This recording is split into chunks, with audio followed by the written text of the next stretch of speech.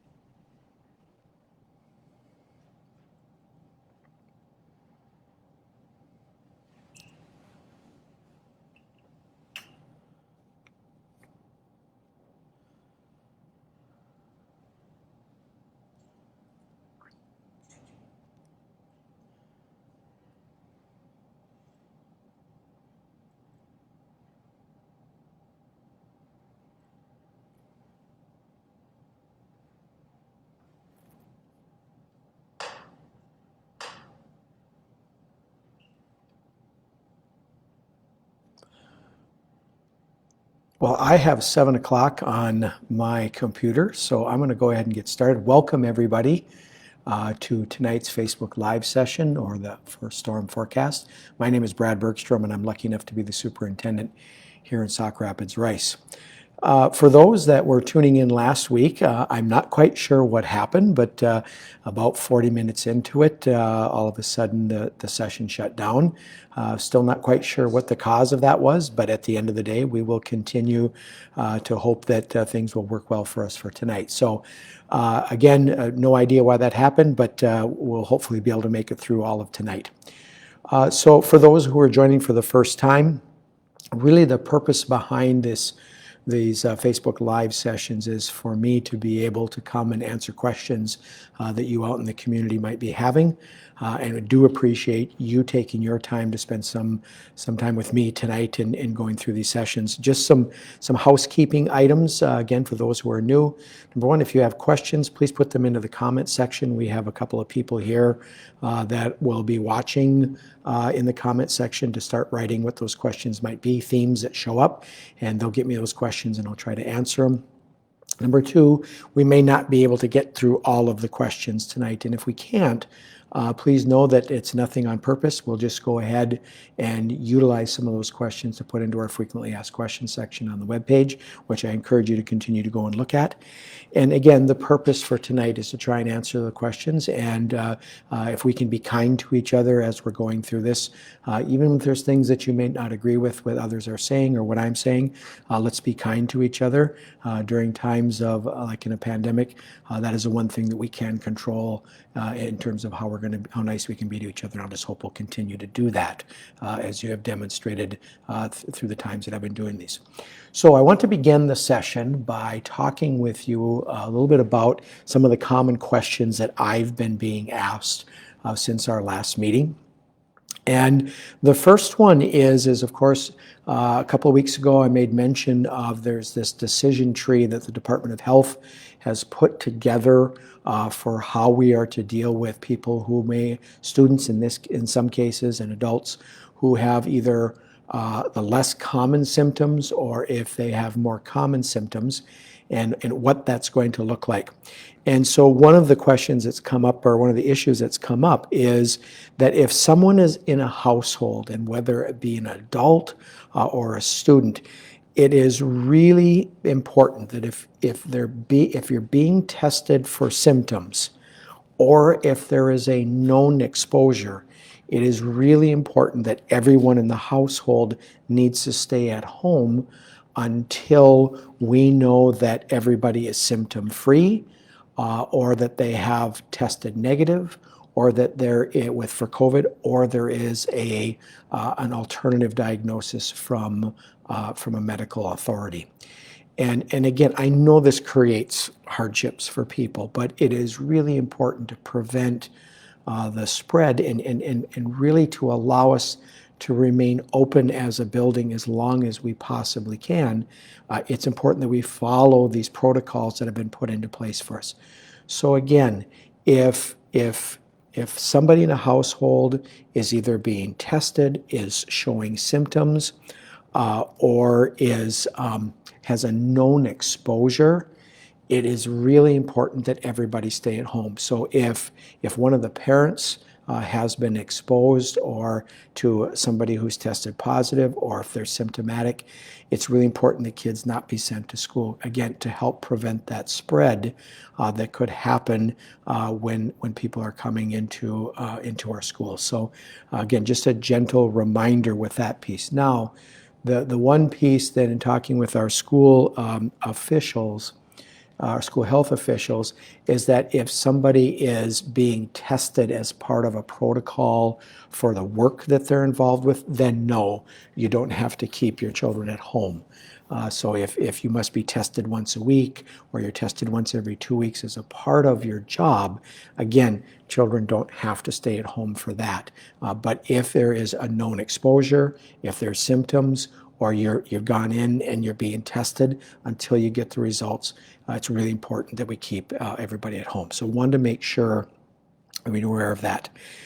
The other component with this that has brought up a number of questions, and we want to make sure that we clarify, is really along the lines of, so if a child is at school and they are showing either one or more of the more common symptoms, or if it's two or more of the less common symptoms for COVID-19, and they need to be sent home, it's important that we all remember as a part of this protocol that everybody in the household will then have to be sent home as well. And again, I realize the inconvenience that this creates, but at the end of the day, it's really to try and stop the spread. The one thing we are doing as a school, and what our health officials in the school are doing, is they're organizing all of the people in the household that need to be contacted.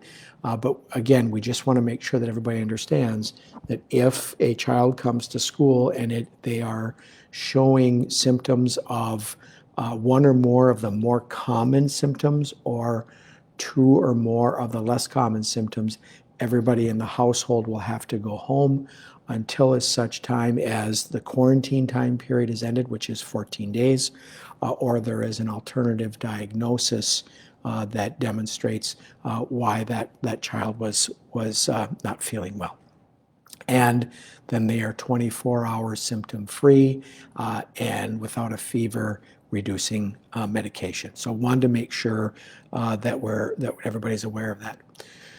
A lot of times here over the last couple of months that we've been doing this, I've had to share less than ideal news, and just kind of this idea of we can't do this and you can't do that. And we haven't always had a chance to share some what I would consider to be uplifting news. And tonight I have a chance to do that, and I'm really excited to announce that we have gotten some clarification on the USDA food waiver. And for those who are joining for the first time, a couple of weeks ago, unbeknownst to the Department of Health, or excuse me, the Department of Education and Schools, the USDA extended the summer food waiver that allowed us to provide meals for families at no cost. And this waiver was put into place last spring, and then was extended into the summer with some restrictions with it. And then, as far as we knew, it was back to business as usual with this. The problem that we had when we first got the information was there was no guidance in terms of what this means. And the other piece was the information that was shared was that these meals would be, the waiver would be extended through December 31st, 2020, or until the money ran out. And for a school system, that is a very key phrase and statement, because what exactly does that mean? So we've gotten some additional guidance from MDE, and pending board approval on Monday, at Monday's board meeting, we are looking to start to provide free meals for all families that are attending Sauk Rapids Rice Public Schools starting on Tuesday, September 22nd. This will be pending board approval. Our intention is that after the approval, if the board does approve this, that we will send out a SkyAlert to confirm the date that this is going to be happening. But just some really good news for families. There's some key components that I do want to talk about, though. One is that unlike last spring when it was free for anybody in the community, it'll be free, but only for our Sauk Rapids Rice students. Now, it doesn't matter if you're in distance learning, if you're in person, or if at some point we switch to a more restrictive model like a hybrid, and we're there, it will still be free for all families, and this will be for lunch.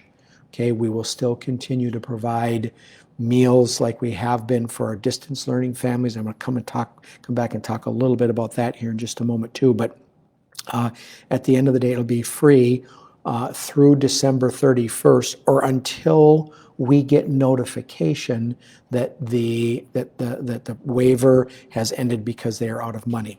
So what we're going to do is every 2 weeks is we will send out a Skylert notice to families letting them know where we think the next 2 weeks are going to be, so we can give you a little bit of notice in terms of when this is going to happen. Unfortunately, past records and how things have been held, we might not get a lot of notice, but just wanted you to be aware that every 2 weeks, we will send out notification letting you know. And if we get something in between then, we'll send that information out to you. But we'll go in 2-week chunks of time to let you know where things are at. And let's hope that we can, that this will work through the end of December. But we will again keep notifying families. So again, the really good news is that we've gotten more guidance with the waiver, pending board approval at Monday, the September 21st board meeting. We will look to be providing meals only for our Sauk Rapids Rice students. And again, it doesn't matter if you're in school and you're eating lunch in the buildings, or if you are doing distance learning, or if we go to a more restrictive model and some days you're in the building and some days you're doing remote learning. It doesn't matter. Meals will be for free until such time that we get notification that the money is run out, or December 31st, 2020, whichever comes first. So again, we just want, I think that's really good news for our families, and I'm very happy to have been able to share that news with you. Once we get, either we run out of money, or when the USDA runs out of money for this program and we get that notification, we will go back to charging meals for those families who are full pay. For those reduced families, it will be at the reduced rate, and if you qualify for a free meal, your meals will continue to be free. So I want to be clear that when this waiver is over, those who qualify for free and reduced lunch, you will still get the fee will be reduced for those who qualify in the reduced category, and free for those, continue to be free for those who qualify there. And just another little plug to go ahead and fill out that educational benefits form for those families to find out if you qualify. And even if you are one of those family members, like the household that I grew up in, where we qualified for free meals, but my father and my mother said that that wasn't going to be something that we were going to do, they still paid, that's okay.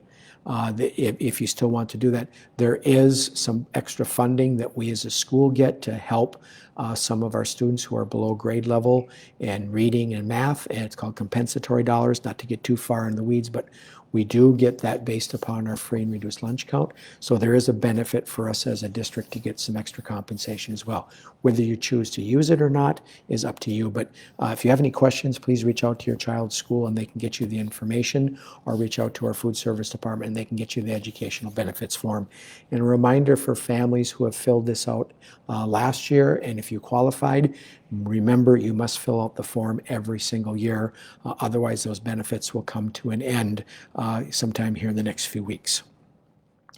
So with that, probably going to move now to another question that's really come up a lot today, and want to try and explain this to everybody. And so we go from this really good news to maybe something that is not so great. And the question that I've been asked quite a bit today is in regards to having a COVID case. Was there a COVID case at Pleasant View Elementary School? And the answer to that question is yes, there was. And one of the main questions that I've been getting as a follow-up to that is, who gets the communication when there's an active case? And so I want to talk a little bit about that. And the process, how it works, is that when there is an active case that come from our building, or one of our buildings, we immediately reach out to the Department of Health and Benton County Public Health. And I really want to give a shout out to Benton County Public Health. Nicole and Julie just did a great job in helping us work through this process last night, because they need to start the whole process of contact tracing to see who has been impacted by this. Because at the end of the day, the communication goes to those who have been impacted by as it been determined through the contact tracing. And I've had some people that have asked me, well, how come everybody doesn't get notified? And the reason behind that is that the Department of Health has made it very clear that only those who have a right to know and who are impacted by this, and it is a data privacy issue. And so again, those that have a right to know will be notified. And here's the thing to remember, is that if there was a case and you weren't notified, that means that there's nothing to worry about. And it's really as if you're out walking around in the community. There's no greater risk of exposure to that. So if you were impacted by it, you will get notification. How that works, either Benton County Public Health or MDH will get us the communication in terms of what needs to go out, and then we make that determination with them who needs to be notified, and then that information goes out to those people who have a right to know that. And it's our responsibility as a school to be able to do that.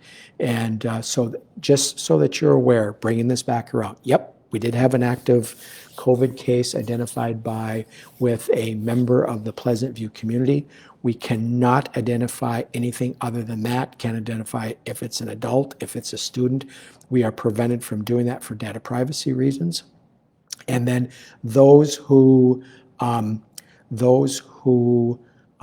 a right to know will be notified, and those if you don't hear anything, that means that your child was not impacted by this, and there is nothing for you to worry about with that. So that's all part of why the contact tracing is so really, really important for us in terms of seating charts, those kinds of things, limiting people interacting as much as we possibly can, so that if there is an active case that is that resonates from the building, we limit the number of people who have to be impacted by that. So just wanted to make sure that I shared that with you. And again, remember, if we can, we will communicate. If we don't, it means that your child was not impacted. And the last piece that I have for you is a question that's come up a little bit at the end of the day is really this idea of there's been some information out there about football and volleyball seasons changing. And we, up to this point, the Minnesota State High School League has made a decision in regards to that volleyball and football were going to be postponed from their normal start date this fall and move to the spring, later on, late winter, early spring. And it is our understanding that on September 21st, the Minnesota State High School League Board of Directors is meeting to discuss if there's going to be a change with that original decision. That's really about all we know at this point. And as soon as we get additional information, we will be sure to share that with those who need to know this.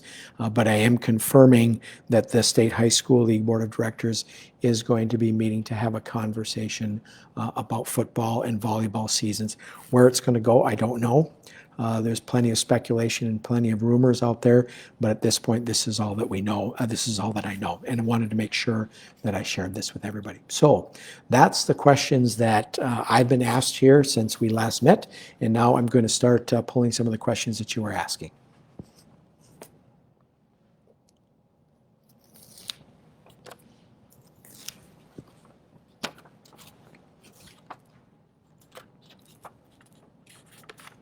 So the first question I have here is, how long before we would be notified about contact with this case, or would we have already been notified?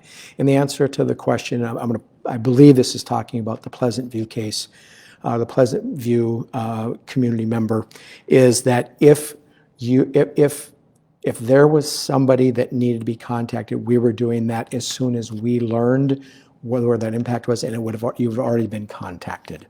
In fact, we were doing it last evening is when that information was taking place. So if you don't hear anything specifically from the school or from the Department of Health or from Benton County Public Health, that means that your child was not impacted with that. And I know that's really hard to understand. It really is. But at the end of the day, it is something that it's the rules of monopoly that some of you have maybe have heard me say before, and this is how we have to make this work. The next question is, why did the media have the right to know but we didn't from the district? And again, when I get a call from the media, and I will tell you that I did get a number of calls from the media today because somebody shared the information that was shared with those that did have a right to know that. The bottom line becomes is that we can share that, we have to share that with the media and give them that information. At the end of the day, I know it doesn't make any sense. Why can't we just broadcast that out to everybody? But at the end of the day, that's where it's at. That's the rules of monopoly that we have to play by, and it's at times it's very hard to try and justify that, but that's the rules that we have to play with.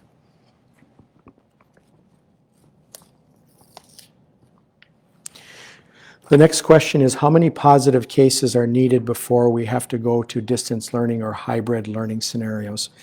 And there's not a magic number, and I think I've talked a little bit about this in the past. It's not as simple as here's where it's at. I wish it was. I wish we could say, once it gets here, this is exactly where it's at. It's always within a range.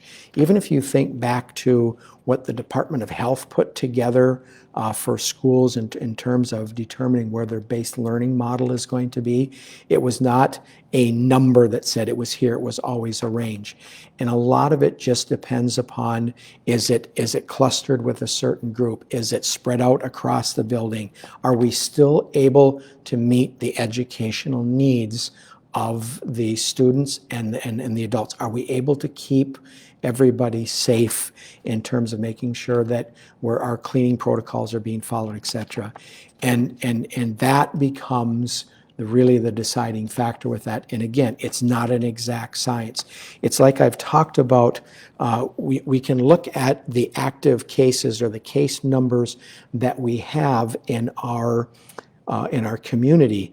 And if there is a concentration that's happening at the school, that's very different than if there's a spread that's somewhere out in the community, and it impacts our decision making. Again, the most difficult piece that we have with this is that it's not just it's A and then it's B and then it's C when it comes to the decision making. And believe me, no one would be happier than this superintendent to be able to have an exact science of where it's at. Unfortunately, it's not, because we want to make sure that we are keeping our staff and our children safe. And it's not just the exact number, but you actually have to do a dive to see where those pieces are at.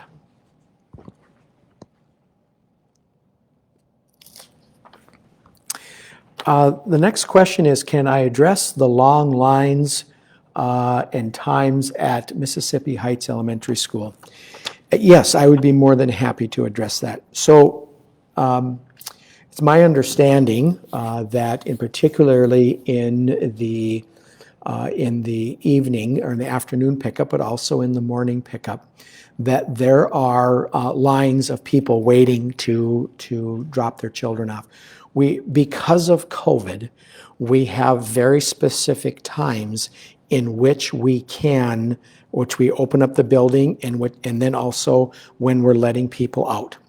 And a lot more people are transporting their children, which is fine. We don't have a problem with that, than what we've normally have seen. And so people are lining up, and I'm hearing about lining up 45 minutes to an hour before the end of the day. And the line is moving the line is there for a rather lengthy distance. Once we start bringing students out, the line moves and we're getting through in a reasonable amount of time. But part of the reason for the line is that we can't control when people are going to get there and get into line and wait. What we can do is do the very best that we can that once we start bringing children out of the building, to make sure that A, we're doing it in a safe manner, B, we are doing it in a way to make sure that we are checking and double checking to make sure we're getting the right children into the right vehicle. Number 3, the first couple of weeks, especially for our youngest learners, is really a learning curve for them to figure out where and how this is going to work. And so with that, that's why the line can sometimes get a little longer. But there is something that all of you can do to help with that. And that is, as you're waiting and you're coming into line, if you can make sure that your child has they're set and ready to go once they get into the drop-off zone where students will be dropped off. If we have to grab the backpack from up in the front and we have to do all these other things to help get the child out of the vehicle, etc., then it's going to take us longer. Does it take a long time to do that? No, it doesn't. But each vehicle begins to add to that. So if we can be ready, if we can have families be ready and set to go with their children when we drop them off, we get them out of the booster seat or their car seat, or they're just being dropped off and they don't have to be in that. If everybody is set and ready to go, we can keep that line moving, and also understanding, particularly for our youngest learners, that it is a new experience for them, and we seem to kind of be hitting our stride now in terms of where that's going to be at. And the long line is simply because people are coming at varying times to sit and wait to come pick up their children. But once that process starts, we're 8 to 10 minutes, maybe 12 minutes, and we pretty much get everybody through. So it is a function of having more people come. I'm just thankful that we've got the setup that we do, where we have people being able to come and drop off and pick up kids in a safe manner. The parking lot has been a really nice addition to Mississippi Heights. But at the end of the day, the line is there because people are coming at varying times. But once we get the line moving, because our children are coming out and we're dropped, and they're either being picked up at the end of the day or they're dropped off in the morning time, it seems to be moving at a reasonable rate.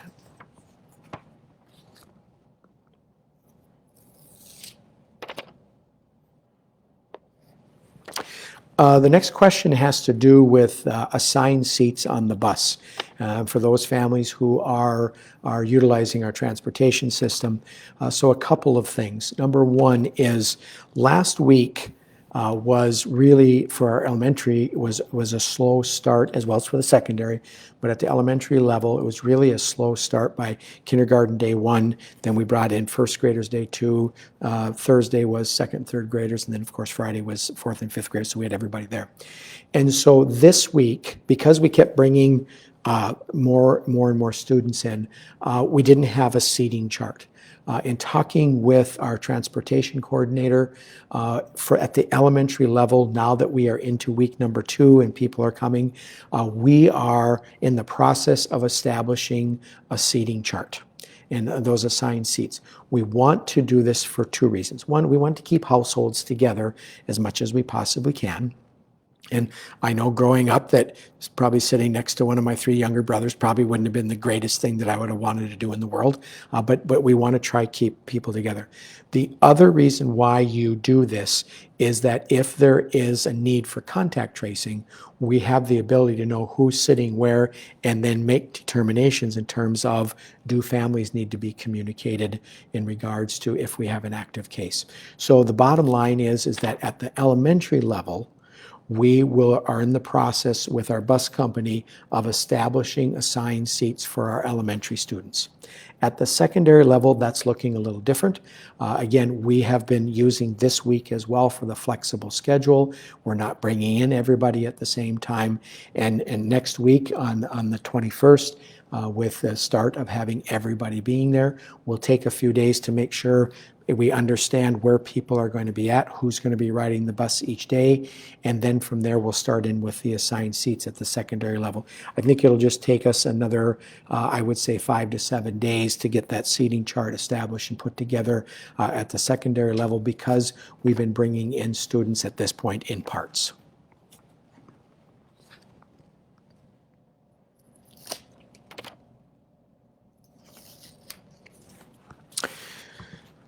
The next question here is how many cases, kids, staff, what buildings? And I'm assuming that this is in reference to COVID. Again, as I shared a little bit earlier, that due to data privacy, we cannot identify positive COVID cases that resonate from within our building. We cannot identify that information and break it down by kids, staff. We can identify and let people know if it happened within the Pleasant View community, in this case, the Pleasant View community, or if it's any of the other buildings, but we cannot break that information down anymore, and it will not be shared with the entire district. As it is at least coming from us. We can't do that. And so that's just part of the rules of data privacy that we have to live by. The next question is, any word on the transportation app? I spoke with our transportation coordinator yesterday. We have a weekly meeting that we do, and still no word with that yet. I did ask for him to, can we kind of get a timeline for this? One of the things that I want to make sure, I think is important, is that when we are unable to have something that people have come to rely on, and the transportation app is one of those, I think we need to give people a time frame for when this is going to be happening. And as soon as I get that, we'll be sure and share that with our families. But at this point, I don't have an answer for the transportation app. But as soon as we get that information, we'll let you know.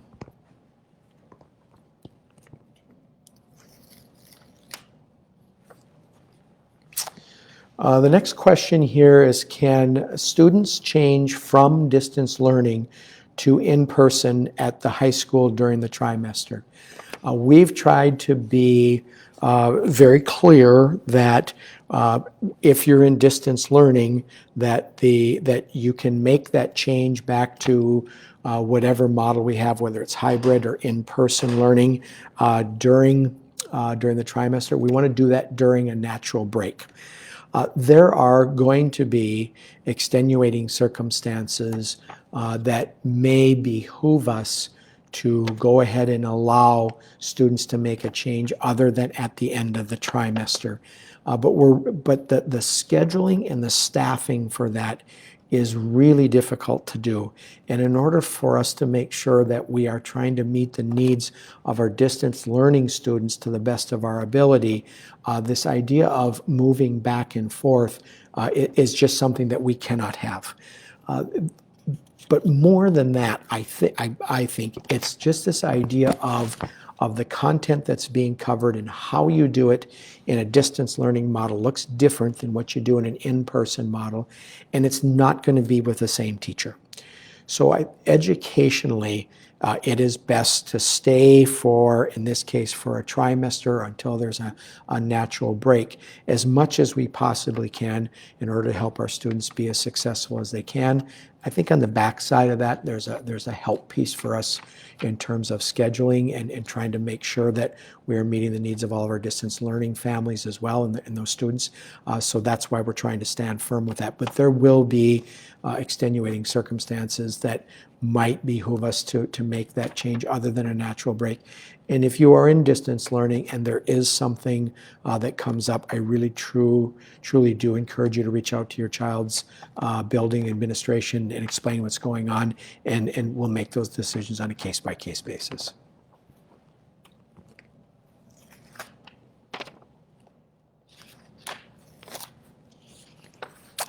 The next question is, are schools taking temperatures?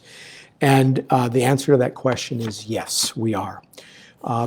We have purchased for our buildings these temperature scanners. They can scan up to 30 people at a time. And how this works is that we have entrances that are set up in our buildings that are for students. We used to have a lot more flexibility in terms of people coming into the buildings, and we've really narrowed that focus down. And part of that reason is for the temperature scanners in regards to why. So we have them set up so that we can check people's temperatures when they're coming in with our students. How the process works is if there is somebody that is identified as having a temperature of more than 100.4 degrees, an email is sent immediately with the picture to a computer that we have set up, and we're monitoring that. And then we go and identify that person as quickly as we possibly can in the most discreet way possible, so that we can do a manual check, because there are some things that are happening with it that sometimes sets the sensor off, and we've been learning that as the school year has gotten started. So we learned, for example, that we had to change a camera in one location because it was kind of pointing at a door, and when the sun would shine on it, it would heat up, and the scanner said somebody had a temperature of 108.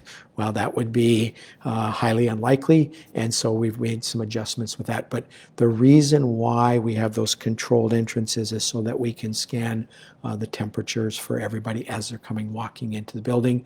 And then if somebody has an elevated temperature, 100.4 or higher, we're notified, and then we can go do a manual check. And most of the time when we've done this, the manual temperature check has shown that they're below that 100.4 degrees. We also, for our staff, are asking them to come in very specific entrances in the buildings, and we have what's called a kiosk system there, and you just walk in, and it will scan your forehead. For those of us that are struggling with the hair loss, it's much easier for the scanner to grab our foreheads than if you have bangs and hair that's hanging in front of your face. And then if their temperature is elevated for our staff, it's over 100.4, we're asking them to self-report and let us know, and they'll need to check in with the health office to see what their next steps might be, go directly there. So we are taking temperatures for students and for staff as they're coming into the building, and we are really trying to limit community that's coming in, and we're doing this because we just want to make sure that we're doing everything in our power to keep COVID out of our buildings. The next question is that why is Foley, which is in Benton County, why are they going to a hybrid but we are not? I don't know the answer to that question. It's up to each individual district to make that determination. I think there's a couple of things, though, that we need to make sure that we're keeping in mind. Number one is that when it comes to the number of cases that we have in Benton County, it really means that we have to drill down and look at where are those coming from. And the larger your community, the more likely you are that you're going to have some cases, but the less likely it's spread out amongst a greater number of people.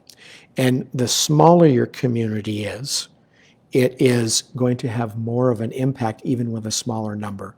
I know that Superintendent Neubauer and his staff looked at their data and felt that was the right decision. And that's what this whole piece is about in terms of the model that we're in, is that boards are allowed to make the decision based upon the data. And that's why it's not just one data point. We have to look at multiple data points. And then even when we have that, you've got to drill down to see where that is at. And again, even that number that shows up every week from the Department of Health, it's not just that number. It might be, let's say it's 17 even is the number. The number of cases that you would have to get that number in a larger community like a Minneapolis, a St. Paul, a St. Cloud is going to be a lot larger than what it might be for a county like Benton County, where our population is significantly lower. So a lower number of cases than a community or in a county that has a larger population will really drive, and that number will look differently. So again, I'm not sure what the rationale was, and I don't think it's my job to question what other districts are doing, just like I would expect the same sort of respect that in terms of what we're doing from other districts. But it does lend itself to for the comparisons to take place. But again, there's a number of different moving parts associated with that, and that number of active cases, that number of cases that you've got in your county, that's not the sole driver of it. You got to dive down a little deeper into the numbers to see where it's at. I've used this case analysis in the past. If you go over to Sherburne County, where the prison is at, if there is a number of cases in the prison, let's say the number is, and I've picked this number just arbitrarily, as 100. If it's involving people that are staying in the prison and can't leave from there, that's very different than if it is people who are going in there to work, for example, and can leave. That 100 number has a very different impact on your decision making, depending upon if it's staying in there and it doesn't come out versus the people that are moving in and out of the buildings on a daily basis.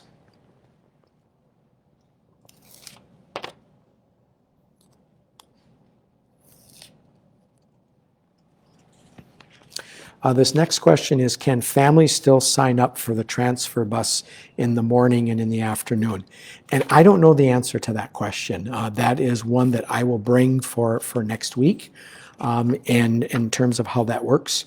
And I will, for the next time that we do a Facebook Live session. So I'll do some digging with that and find out and bring that back, and I'll put it here with my notes that I have, so we make sure we try to answer that for the next go around. The next question is, does the positive COVID case affect the plan for in-person right now?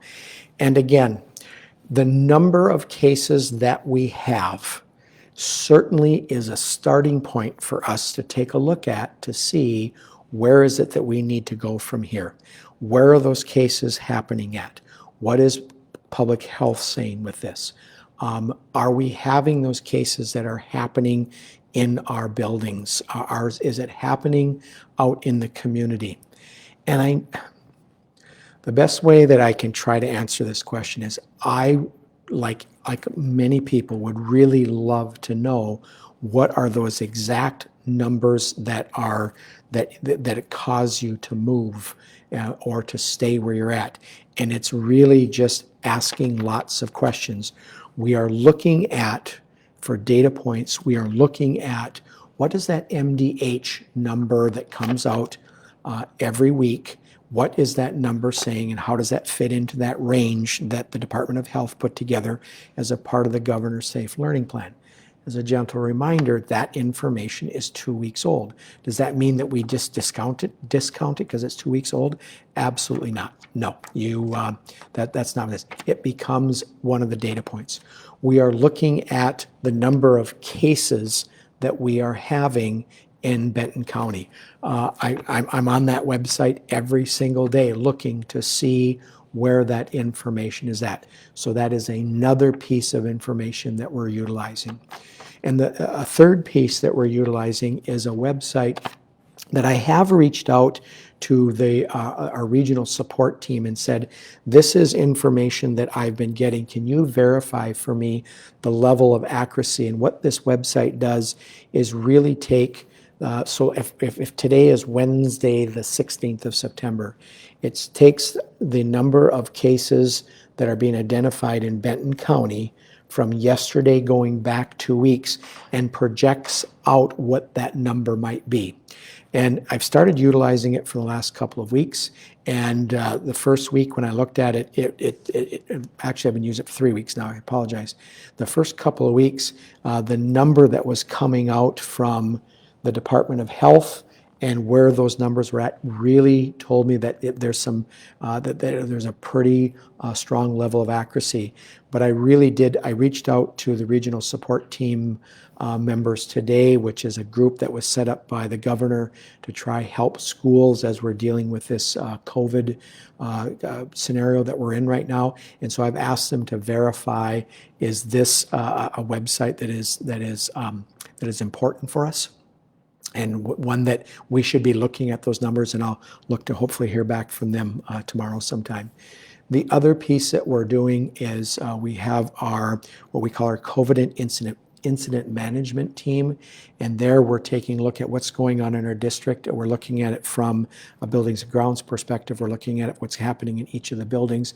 We've got Benton County Public Health, and again, looking at what is the information, what's the data telling us in terms of, with these cases that are in our county, is it impacting us? Do we need to look to make a move? Do we need to look to stay exactly where we're at?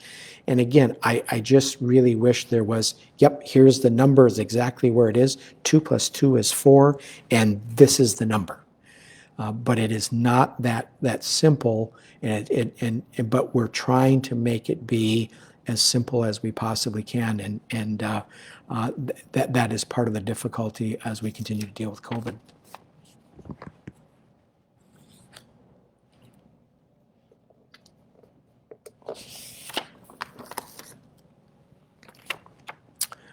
Are the numbers in Benton County indicative of secondary schools being in a hybrid? Why are we still in person? So again, I want to come back to the data that we've talked about.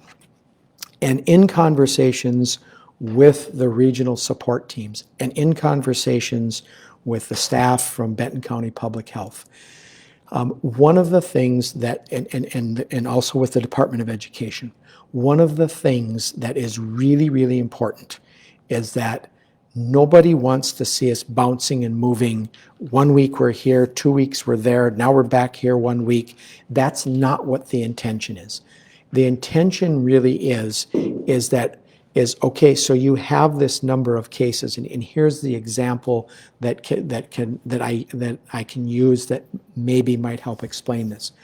Let's say, for example, that we have a rise in the number of cases that are happening in Benton County, and it happens to be related to, and it's in Sauk Rapids, but it's not affecting Rice.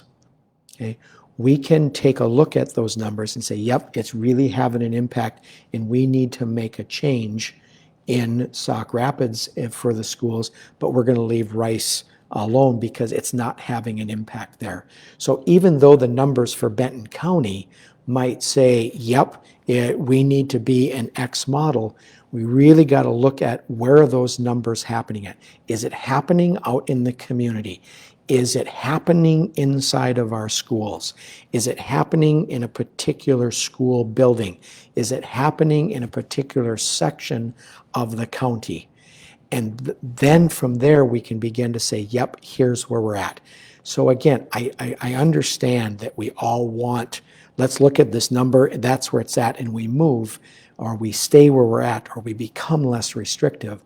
And it's as best as I can explain it, it's not that simple to say, look at the number, that's it. And so when I talk about multiple data points, we're really looking at what's the Department of Health saying? How many cases do we have? Where are those cases coming from? Are they being impacted in our buildings? Is it having an impact on our ability to effectively educate the children that we have? Is it having an impact to keep our staff and students safe? And again, people's threshold and levels of safe may vary a little bit, and that's why we have the SIM team to help gather that information and see where it's at, and then looking at where our data is at, and then making a determination whether stay or to move.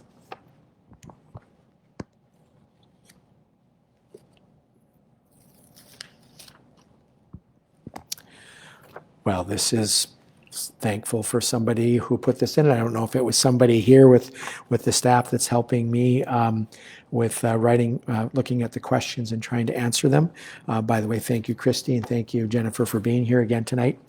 The question is, or the statement is, if they want or need transfer bus information before the next time, you can call 258-1995, and they could, which is transportation, and they could get transfer bus might be able to get transfer bus information there.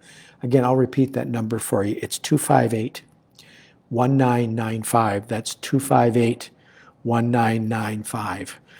For those of you who remember the days of the show Hee Haw, I felt like Junior Samples here with BR549 repeating this number. But so again, I will say the number to call is 258-1995.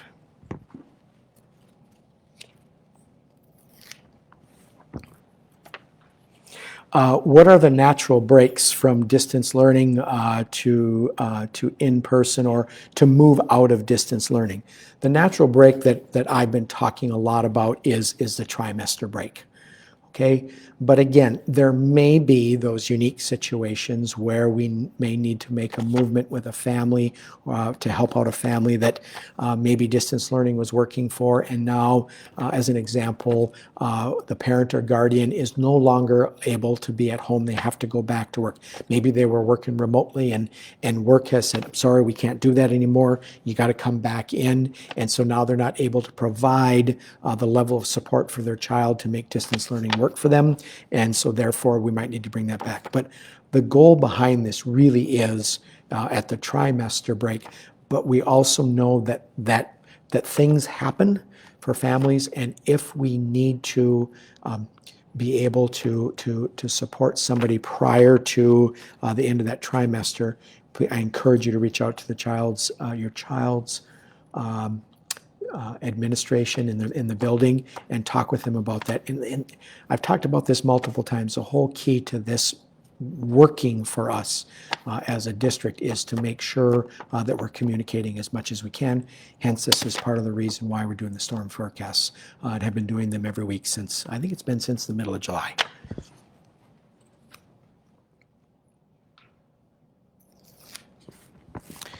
The question is, are we still doing in-person next week? There's been no communication that's gone out at this point to indicate that we're going to be having a change in our model. And if there is something that does come out, we'll try to get that out to people in a timely fashion. Just as a reminder, we do get that information from the Department of Health as one of our points that we use of information. That does come out on Thursday. And if you're interested in looking at that, usually comes out around Thursday at 11:30. And if you go to the Department of Health website and do a search for county COVID data, you'll be able to go to it. The link should pop up and you should be able to go and see that number for yourself. And again, I can't emphasize enough, that is not the only number. And it's a range, and we also have to remember that depending upon where we're at, we've got to look at where are our cases at, how is it impacting our ability to educate our children, and are we able to do so in a safe manner?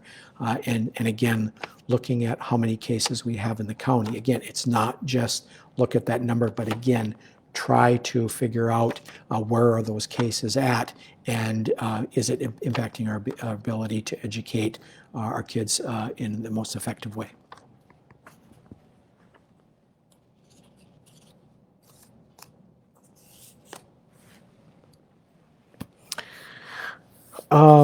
I don't see any new questions at this point, so I want to talk a little bit about just a reminder for everybody that we are putting lots of information out. Let me rephrase that. We have information for families in our Safe Learning Plan. And inside of that Safe Learning Plan, we are updating that as we get new information, whether it be from the Department of Education, from the CDC, or if we get it from the Department of Health. And I really want to encourage people to go and take a look at that. From the get-go, we have talked about in our Safe Learning Plan, for example, what communication is going to look like, which I spent some time talking about a little bit earlier, that this is how and where and when we're going to communicate. Again, I understand that sometimes we want more or that we don't agree with that, but we play the game of Monopoly with the rules that we've been given. And so that is a really good source for people to go to and look and see where things are at. And it also is helpful for us to make sure that we are keeping that updated. And sometimes there's been a few times when people have said, well, I thought this had changed, and yep, we'll go in there and we'll make that adjustment. We try to get in there on a regular basis and update that as we get more guidance, but it is really a good tool for families and for our community to utilize in order to see what's the district response to the various scenarios associated with the different learning plans, as well as what we're doing to try and keep our buildings safe and our buildings safe for our staff and our students to come into them with. The next piece that I always try to share a little bit of information about is that pre-COVID, we were always looking for substitutes, and we are so grateful. In a district that I used to work in, we called them our guest instructors. So grateful for our substitutes, our guest instructors that come and help us, because even during a pandemic, people will still need to go to their do doctor's appointments. Life will still continue to happen. And so if you have a four-year degree, and the degree, four-year college degree, and the degree can be in anything, it doesn't matter, and you might be interested and you would be willing to entertain the idea of coming and being a substitute teacher for us, we would certainly like to have a conversation with you about that, and really would want to encourage you to reach out to our Human Resources Department. If you go to the website for Sauk Rapids Rice Public Schools, that's www.isd47.org, and go to the Human Resources Department and make a call to either Amy or Holly. We'll get back to you and talk about what we can do to help you get that short call sublicense. The turnaround for that is pretty quick. And again, it's anybody with a four-year degree. Doesn't matter what it's in, as long as you've got a four-year college degree, you can get that. And we'll work with you to help you gain a deeper understanding of some of the key fundamentals you need to know to be a substitute teacher.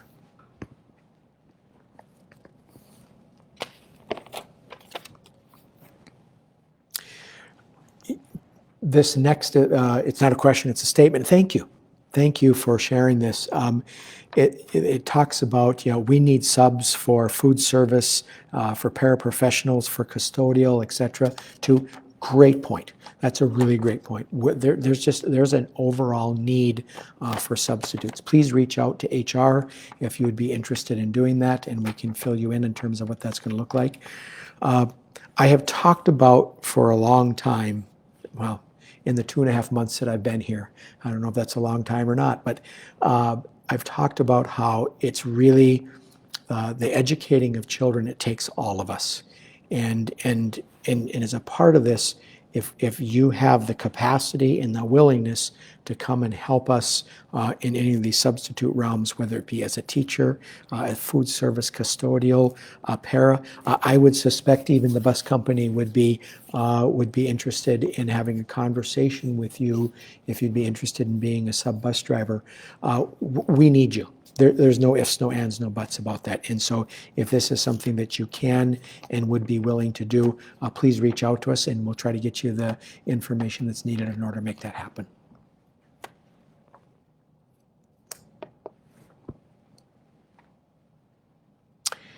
Well, I do not see any other questions, and as I'm looking at the clock, time flies when you're having fun. We're just about at the hour point here. Again, I want to thank each of you for taking the time to come and ask questions, to hear what it is that I have to say. If some of the information that's been shared, it's not what you wanted to hear, I'm sorry. That's not what I want to do as your school superintendent, is to share information with people that they don't like to hear. But I do want people to know the information, and I do want you to know we're doing our very best to make sure that we are keeping people as safe as we possibly can, and we're educating our children to the best of our ability. I will tell you, it has warmed my heart to see kids back in school. I also understand for some families that the risk or the concern for health is where distance learning is the best model for them, and I think that's great, and I applaud you for being there, and I think we have put together a really top-notch program to help make sure we are educating students in a distance learning model to the best of our ability. Whenever possible, we have a dedicated teacher that is there just working with our distance learning students. We do have some courses where that's not feasible and students are having to remote into the class, and that, while not ideal, it is working. and we'll continue to try to find ways to meet the needs of our distance learning families. I know that we're stretched pretty thin right now, and can share with you that moving to a distance learning model at this point is probably going to be more remoting into the live class, and that's okay too. It does work. Our teachers that are doing that are doing an amazing job for making sure that happens, and it's working as well as what can be expected. I also want to thank the community, particularly our parents and guardians, who are really being diligent about calling in and letting us know if their child is experiencing conditions where they're not feeling well. That has been really, really nice, and please continue to do that. That is very, very helpful for us. And again, it is something that has really been nice to see, and again, we greatly appreciate that. And my final piece here before I sign off for tonight is just a gentle reminder that as we go as a community, so will we go as a school. I know we've got a lot of questions. I know we have a lot of concern. And what I can tell you is that as we have done this slow start, and as we are bringing our students back, it has gone as well as what could be expected. Is it perfect? No, it's not. No. We will continue to grow and learn as a community, as a school district, as we experience this. I shared with somebody earlier today, we're building the airplane as we're flying it. But with the help of our amazing staff who are willing to come in and make sure that the needs of our kids are being met, whether it's educationally, through food, through support, etc., we're making this work. And we will continue to do the very best that we can to keep everybody safe, to keep our students in school so that we can provide the best education possible. And we need your help. And the three things that we can do to do that are really to follow, make sure that we're doing the social distancing piece, make sure that we are using the face coverings piece. This was shared with me the other day, face coverings aren't working because we still have cases. A vast majority of those cases are happening because one of the three things that we're talking about in terms of what we need to do to keep everybody as safe as possible did not happen. Face coverings, it could be the social distancing piece, or it could be the use of washing our hands. Soap and water goes a long ways to help prevent the spread of this virus. So anything you can do to help is greatly appreciated. I think that's it for this edition of the Storm Forecast. Thank you very much. Have a great evening, and go Storm.